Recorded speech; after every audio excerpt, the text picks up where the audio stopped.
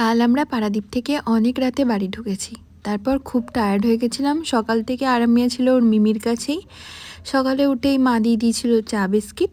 এরপর মায়ের হাতে টেস্টি ঘুগনি, মুড়ি আর সঙ্গে ছিল গুড় দিয়ে অনেকটা ছানা মাখা।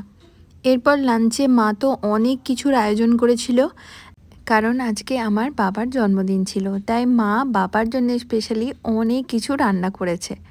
বাবাকে এখানে খেতেও দেয়া হয়ে গেছিল, সুন্দর করে সাজিয়ে মা খেতে দিয়েছিল। তার সাথে অরিন্দমকেও খেতে দিয়ে দিয়েছিল মা। এরপর বসলাম আমরা। লাল শাক ভাজা, বাঁধাকপির চচ্চড়ি, মাছের ঝাল, মুগ ডাল মাছের মাথা দিয়ে আর চাটনি। এই ছিল আজকের লাঞ্চ। এরপর আজকে সন্ধেবেলায় কাটা হয়েছিল কেক, যেটা আমরা নিয়ে এসেছিলাম মিয়ামোরে থেকে। নলেন গুড়ের ফ্লেভারে ছিল, বেশ ভালোই খেতে ছিল। এরপর আমরা এখানে কেক কাট করলাম সবাই মিলে।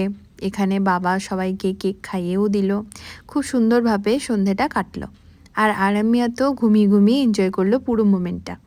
আর রাত্রেবেলা ছিল মায়ের হাতে স্পেশাল পোলাও, মাছের কালিয়া আর চিকেন কষা।